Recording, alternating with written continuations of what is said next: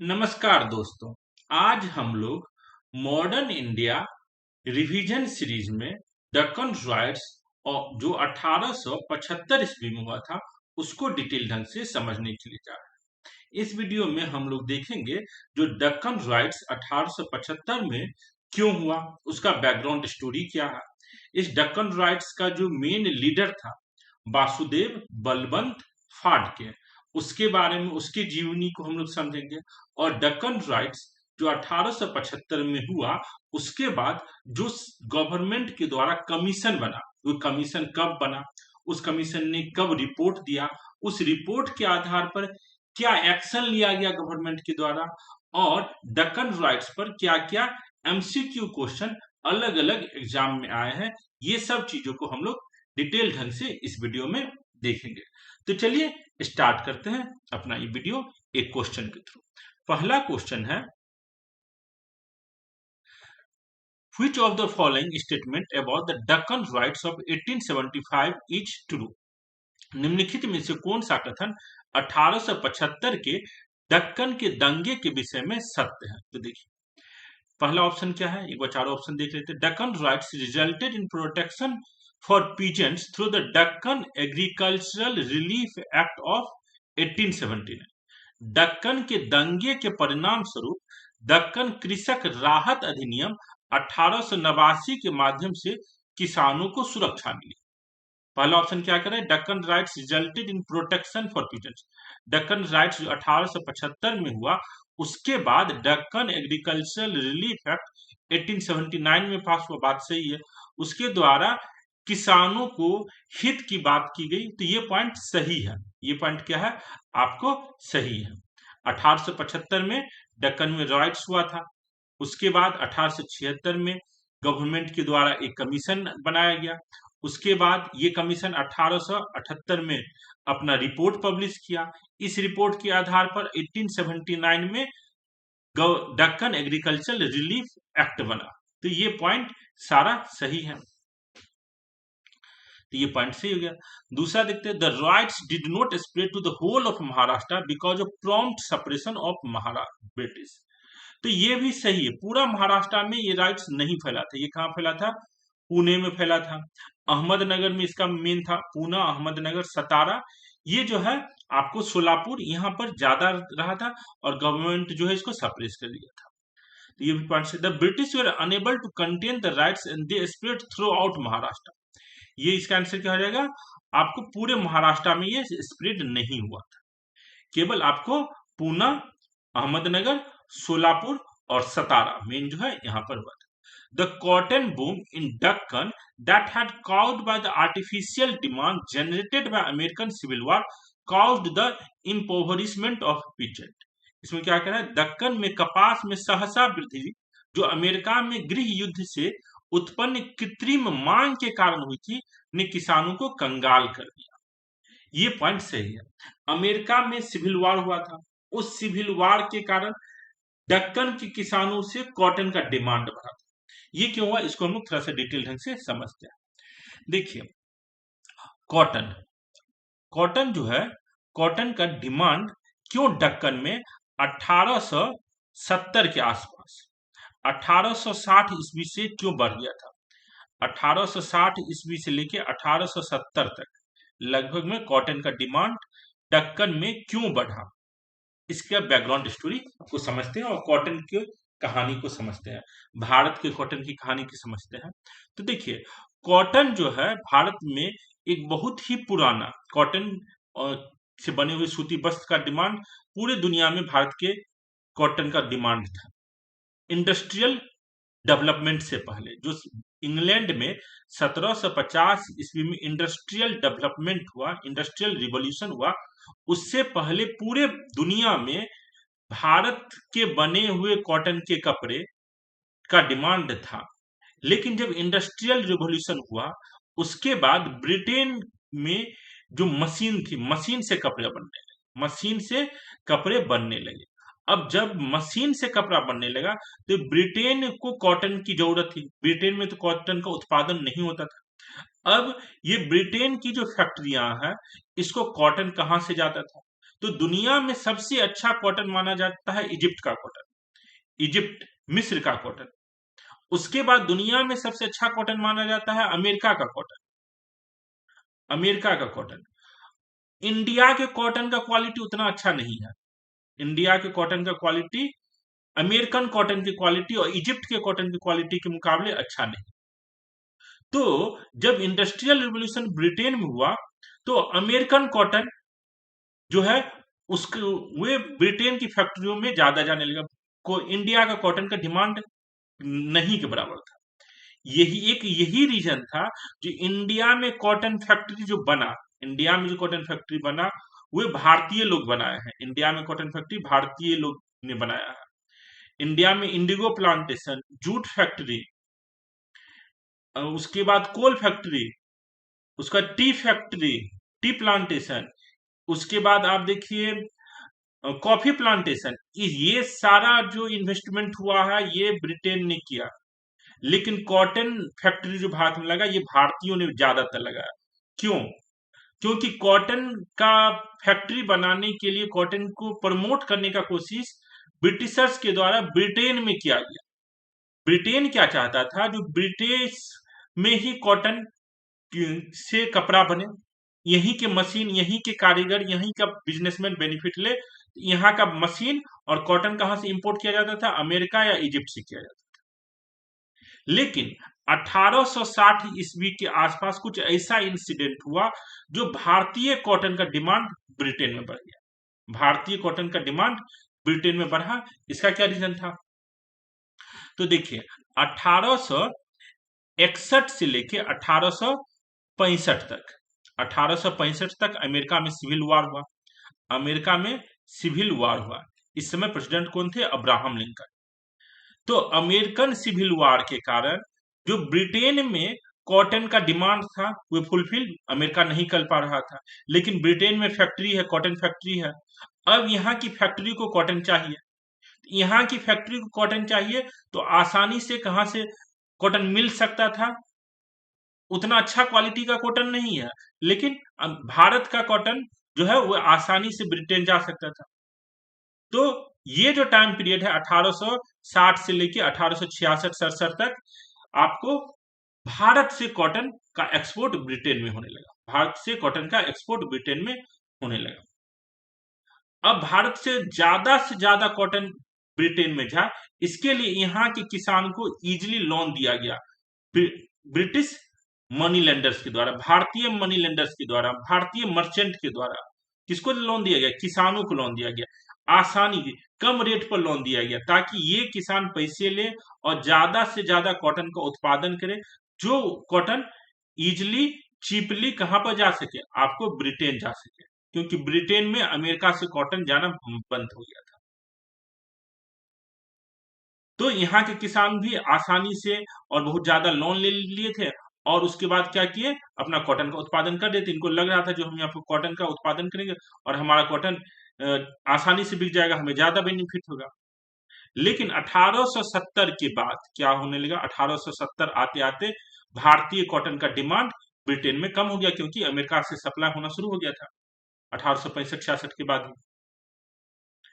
तो यहाँ के किसान जो बहुत ज्यादा लोन लेके खेती कर रहे थे, ये लोग अब अपना लोन चुकाने में असमर्थ हो गया।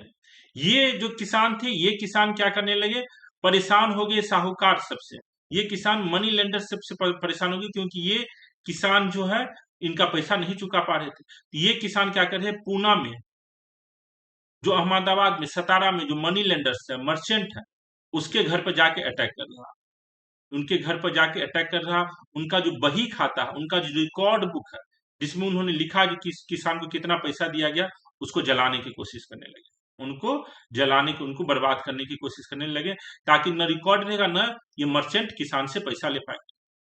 तो ये था आपको 1875 के आसपास, 1875 में जो दक्कन में राइट्स हुआ है, किसानों के द्वारा किया गया। किसके विरुद्ध किया गया? पूना के, अहमदाबाद के, सतारा के मनी लेंडर्स, मर्चेंट, जमींदार के खिलाफ किया गया।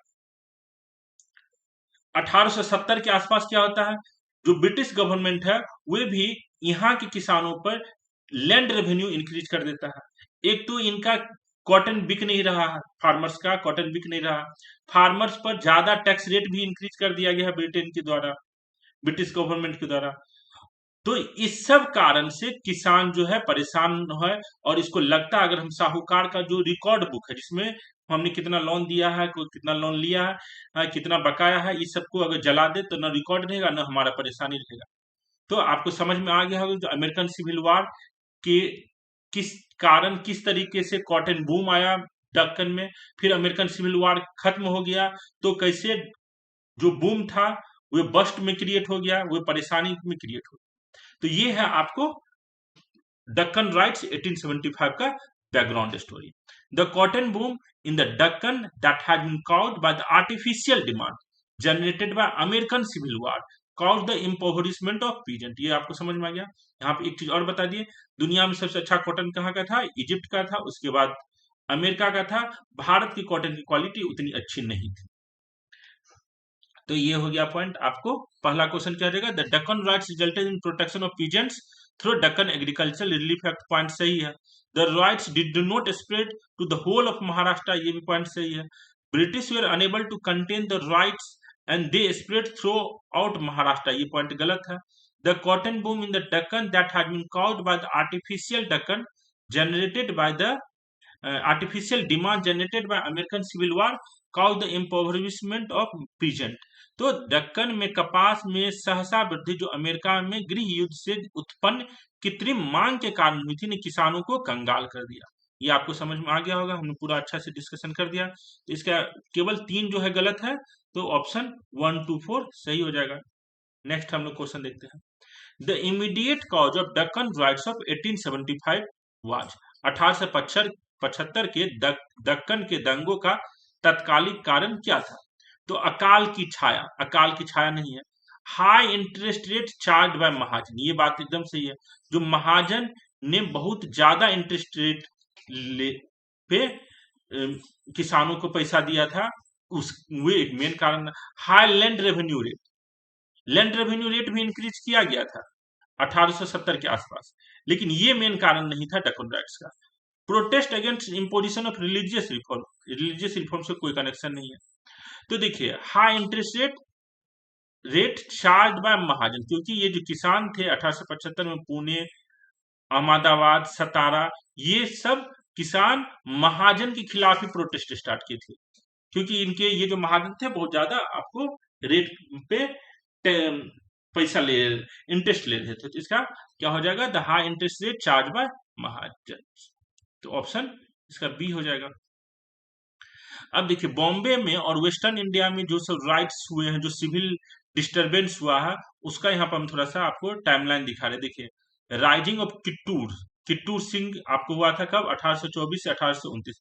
अभी हम लोग महाराष्ट्र जो है दक्कन जो इलाका, वहां पर जो राइट्स हुआ है वो कौन सा, दक्कन राइट्स के नाम से जाना जाता है। उसका टाइम पीरियड क्या है, 1875। 1875 से पहले भी अनेक राइट्स महाराष्ट्र दक्कन वाले इलाके में हुए हैं। उसमें जो मेन इंपॉर्टेंट है, एक है किट्टूर सिंह का राइज हुआ था 1824 1829। उसका बाद रामोसिस रिवॉल्ट हुआ था, इसका टाइम पीरियड क्या है, 1826 से 1829। भील रिवॉल्ट भी हुआ है, इसका टाइम पीरियड क्या है, 1818 से 1831। तो ये कुछ कुछ रिवॉल्ट जो दक्कन में हुआ है उसका नाम हम आपको यहाँ पे दिखा रहे हैं। तो आपको एग्जाम में क्वेश्चन आ सकता है भील रिवॉल्ट कब हुआ, रामोसिस रिवॉल्ट कब हुआ, कच्छ रिवॉल्ट कब हुआ। दक्कन में कच्छ रिवॉल्ट में हमको पढ़ना है, जो इसका टाइम पीरियड 1815 से 1832 तक। उसके बाद गदकरी रिवॉल्ट कब हुआ था दक्कन में, दक्कन में गदकरी रिवॉल्ट जो है 1844 ईस्वी में हुआ है। इसका वीडियो भी आपको यूट्यूब पे हमने बनाया है, आप देख सकते हैं। कोली आउटरेज, इसका टाइम पीरियड क्या है, 1818 से 28 से 30, 1839, 1844।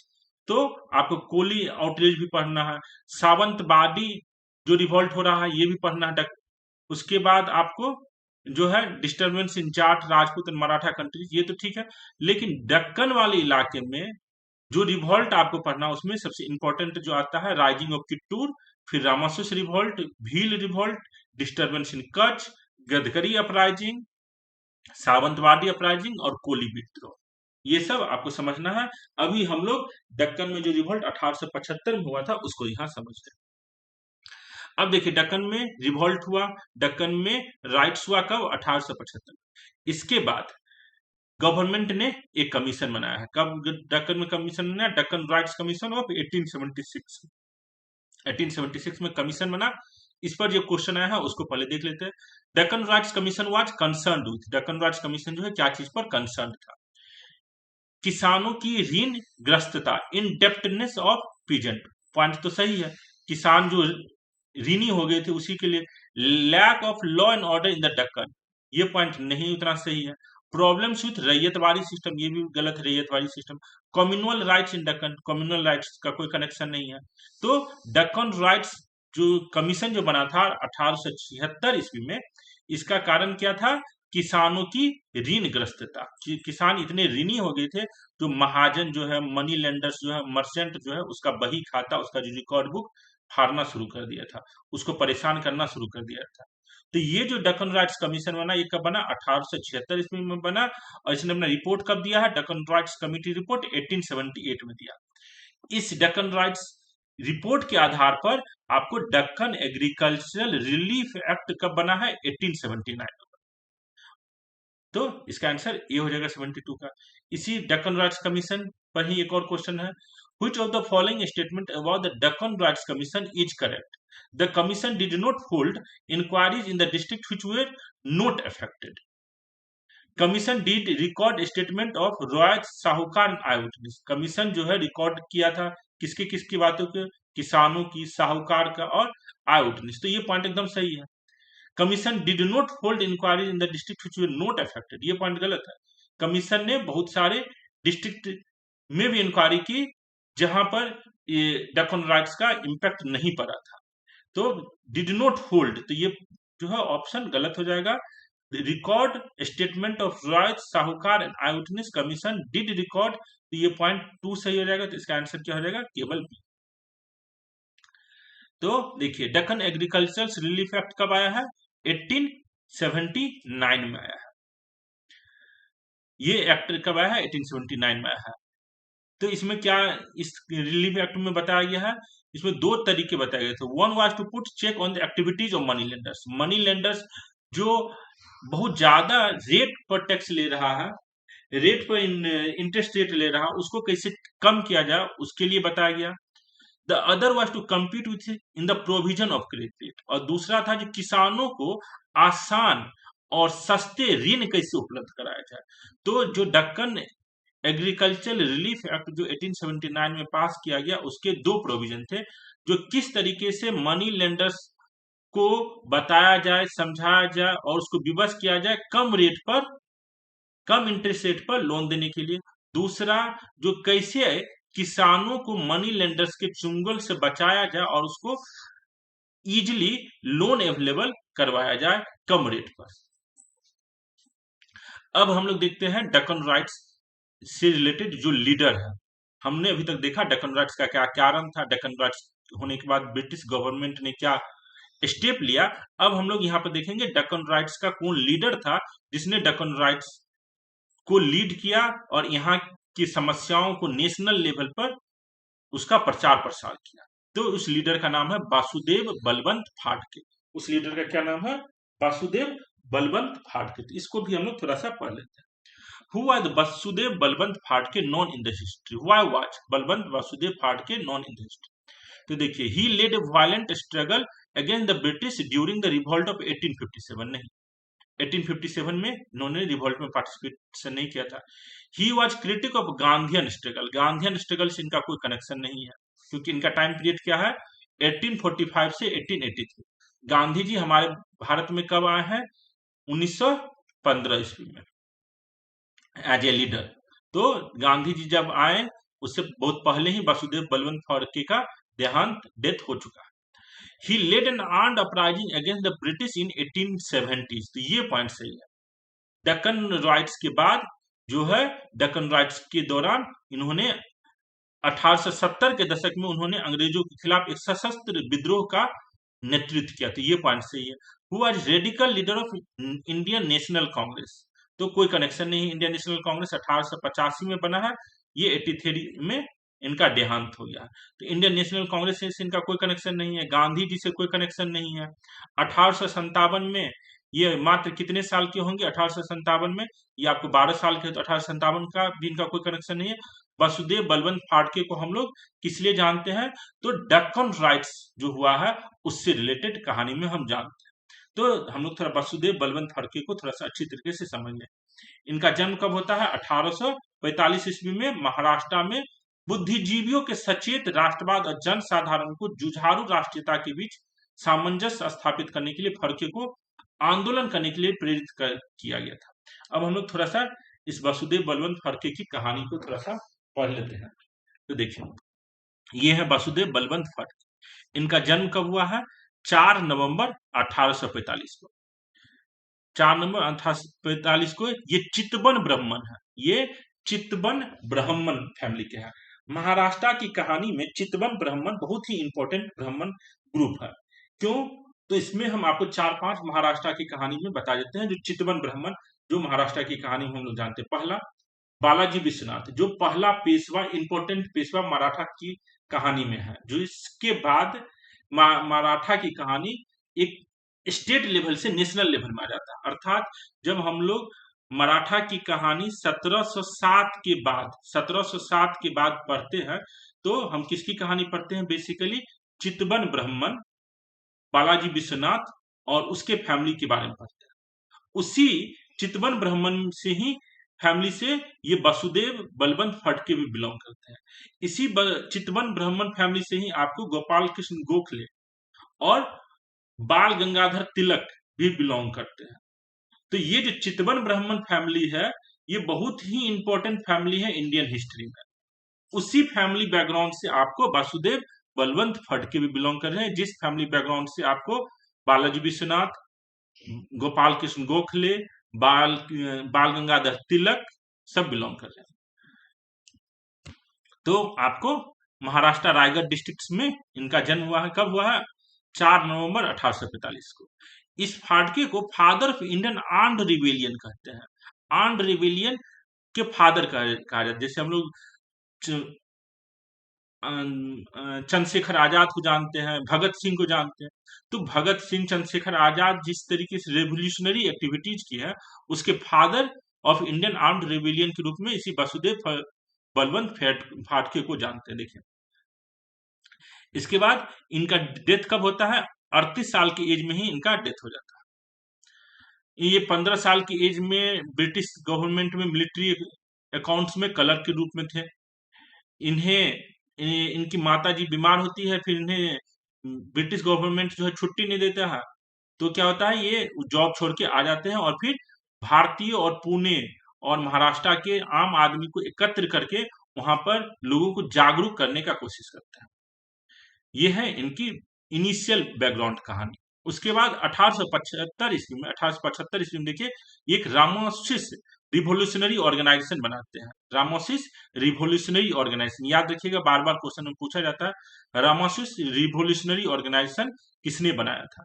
तो रामोसिस रिवोल्यूशनरी ऑर्गेनाइजेशन इन्होंने बनाया था यहाँ के ट्राइबल लोगों की मदद से। तो कौन से ट्राइब लोग? कोली, भील, धंगीरिया और रामोसिस। हमने देखा है जो पुणे की कहानी, पुणे और महाराष्ट्र के रिवॉल्ट में हम लोग देखते हैं कोली विद्रोह, रामोसिस विद्रोह, भील विद्रोह। तो रामोसिस, भील, कोली ये सब क्या है? ट्राइब्स है। जो ट्राइब अपने अपने टाइम में महाराष्ट्र में रिवॉल्ट किए थे। तो यही ट्राइबल लोग जो है, कोली, भील, ढंगेरिया, रामोसिस, इन सबको मिला के 1875 में वसुदेव बलवंत फाड़के ने एक ऑर्गेनाइजेशन बनाया था जिसका नाम रखा गया रामोसिस रिवोल्यूशनरी ऑर्गेनाइजेशन। और इस ऑर्गेनाइजेशन ने ब्रिटिश जो ऑर्गेनाइजेशन है, ब्रिटिश गवर्नमेंट के खिलाफ बहुत सारे अटैक किए, उसके खिलाफ उसके धन को लूटने का कोशिश किया गया। तो ये है आपको रामोसिस रिवोल्यूशनरी ऑर्गेनाइजेशन का बैकग्राउंड स्टोरी। ठीक है, इसमें आपको इन्होंने बहुत सारा रेड मारा ब्रिटिश के ट्रेजरी पे। फाड़के वाज अप्रीहेंडेड इन 1879। उसके बाद जो बलवंत फाड़के है, इसको 1879 में पकड़ लिया जाता है ब्रिटिश के द्वारा। लेकिन ये 1883 में, फरवरी 1883 में जेल से छूट जाते हैं, भाग जाते हैं। भाग जाते कब? 1883 में। लेकिन फिर से पकड़ लिया जाता है और 1883 में इनका डेथ हो जाता है। अभी हम आपको एक चिट्ठी इनके द्वारा लिखा गया चिट्ठी बताते हैं, जिससे इनका जो विचारधारा है ये आपको समझ में आएगा, क्योंकि इनकी विचारधारा पर क्वेश्चन बनता है। तो एक बार इसकी चिट्ठी आप पढ़ लीजिएगा, तो आपको ये वासुदेव बलवंत फड़के का विचार क्या था, किस टाइप के ये व्यक्ति थे, ये आपको समझ में आ जाएगा। देखिए, स्वराज्य का जो घोषणा पत्र इन्होंने लिखा था कब, 5 मई 1879 को वासुदेव ने स्वराज का घोषणा पत्र जारी किया था, जिसमें उन्होंने सभी सरकारी अधिकारियों के पास भेजा। उस पर वासुदेव ने हस्ताक्षर किया। हस्ताक्षर के नीचे क्या लिखा था, दूसरे शिवाजी का प्रधानमंत्री। ये अपने को शिवाजी का प्रधानमंत्री कह रहा है। एक बार 5 मिनट का है, ये घोषणा पत्र पढ़ लीजिए, जिससे आपको समझ में आएगा इनकी विचारधारा। इसी घोषणा पत्र से रिलेटेड अगला क्वेश्चन है, इसलिए हम पहले आपको घोषणा पत्र इसका पढ़ा देते हैं। देखिए इनका घोषणा पत्र क्या है और क्या ये लिख रहे हैं। हमारा भारतवर्ष प्राचीन देश है, एक समय यहाँ पर सुख समृद्धि चरम पर था। यह वैभवपूर्ण महान देश था, परंतु आज हमारा देश दीनहीन हो गया है। यहाँ की प्राकृतिक संपदा, संस्कृति और लौकिकता को विदेशी लुटेरे द्वारा नष्ट कर किया जा रहा है। हमें इन अंग्रेजों को यहाँ से खदेड़ने के लिए एकजुट लड़ना होगा। अंग्रेज हमारा शोषण करते हैं और हम पर अत्याचार करते हैं।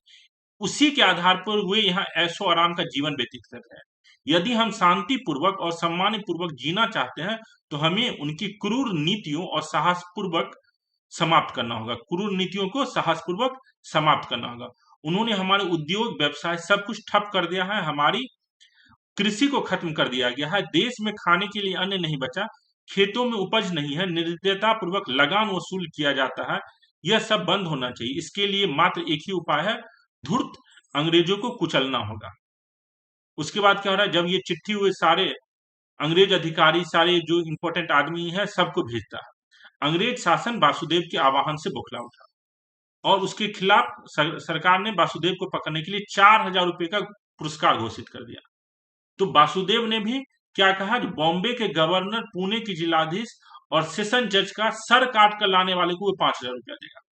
जब वासुदेव के खिलाफ 4,000 का इनाम घोषित किया गया, तो वासुदेव ने क्या घोषणा किया, जो भी बॉम्बे के गवर्नर, पुणे के जिलाधीश और सेशन जज का सर काट के लाएगा, उसको ये 5,000 रुपया देगा। इसके बाद ब्रिटिश गवर्नमेंट और भी बौखला जाता है और इसको पकड़ने की कोशिश किया जाता है, इसको पकड़ लिया जाता है। और इस तरीके से आपको देखिए 1879 में इसे पकड़ लिया जाता है। उसके बाद 1803 में ये जेल से भाग भी जाता है, लेकिन फिर इसे जेल में पकड़ लिया जाता है, जहां वो हंगर स्ट्राइक करते हुए 17 फरवरी को मर जाते हैं। 17 फरवरी 1883 में मर जाते हैं। तो आपको ये बैकग्राउंड स्टोरी वासुदेव बलवंत फड़के का समझ में आ गया होगा। अब हम लोग थोड़ा बस देख लेते हैं इस पर क्वेश्चन। हु फाउंडेड रामोसिस कृषक जत्था इन महाराष्ट्र। अभी हमने बताया रामोसिस कृषक जत्था किसने बनाया था, वासुदेव बलवंत फाड़के ने बनाया था। कब बनाया था, 1875 ईस्वी के आसपास बनाया था। और इसी रामोसिस कृषक जत्था के मदद से ये ब्रिटिश का जो ट्रेजरी था, ब्रिटिश का जो पैसे का जगह था, जहां ब्रिटिश पैसे रखते थे, उस पैसे को लूटने की कोशिश करते थे, ताकि उस पैसे से हथियार खरीद सके, उस पैसे से अपनी आर्मी बना सकते थे। तो ये लोग जो है पहले भारतीय हुए जो ब्रिटिश के धन को लूटने का कोशिश कर रहे हैं, रामोसिस कृषक जत्था की मदद से। देखिए यहाँ लिखा है, he assembled native tribals and found a formidable militant group named Ramosis. ठीक है, अब देखिए निम्नलिखित में से कौन सा वासुदेव बलवंत फड़के पर पड़ने वाला प्रमुख प्रभाव था। Which of the following were the main influence on the Vasudev Balwant Phadke. तो देखिए, experience of Deccan farming of 1876-75 तो सही है। जो 1876-70 में जो एक्सपीरियंस ऑफ फार्मिंग हुआ था, फार्मिंग का प्रभाव उस पर पड़ा था। उसका हिंदू रिवाइवल, वो जिस तरीके से शिवाजी एक हिंदू राज्य बनाना चाहते थे, उसी तरीके से ये भी हिंदू जो है हिंदू लोगों को पुनर्जागरण करने की कोशिश कर रहे थे। उसके बाद theory of drain of wealth इन्होंने बताया जो किस तरीके से भारतीय लोगों का शोषण हो रहा है, भारतीय लोगों के पैसे से किस तरीके से ब्रिटिशर्स जो है आराम से रह रहे हैं, और जब तक ब्रिटिशर्स भारत से नहीं जाएगा तब तक भारत का कल्याण नहीं हो सकता। उसका रिफॉर्मिस्ट आइडिया ऑफ फूले का सुधारवादी विचार का इन पर उतना प्रभाव नहीं है। फूले जो है, जो ज्योतिबा फूले, इनका विचार था जो भारत में जो दलित लोग हैं, भारत में जो महिलाएं हैं, उसका शोषण हो रहा है, क्योंकि जो उच्च वर्ग के लोग हैं वो उनका शोषण कर रहे हैं। तो ये विचारधारा जो उच्च वर्ग और निम्न वर्ग का जो डिवीजन है, ये विचारधारा पे वासुदेव बलवंत फड़के का उतना कंसर्न नहीं था। वासुदेव बलवंत फड़के समाज सुधार के लिए काम नहीं कर रहे थे, वे इसलिए टारगेट कर रहे थे जो किसी तरीके से भारत से ब्रिटिश को भगाया जा सके, किसी तरीके से यहाँ पर हिंदू राष्ट्र बन सके। तो ये इनका कंसर्न था। तो इन ऑप्शन क्या हो जाएगा, 1 2 3, तो ऑप्शन ए। तो हमने इस वीडियो में दक्कन राइट्स क्यों हुआ ये समझे, दक्कन राइट्स के बाद किस तरीके से दक्कन राइट्स कमीशन बनता है, उसके रिपोर्ट आते हैं, उस रिपोर्ट से क्या नया नियम बनता है, और दक्कन राइट्स को लीड करने वाले वसुदेव बलवंत फड़के की जीवनी को देखा, और उस पर जो क्वेश्चन बना है वो हमने यहाँ डिस्कशन किया। देखने के लिए धन्यवाद। कोई क्वेरी हो तो जरूर कमेंट करें। Thank you.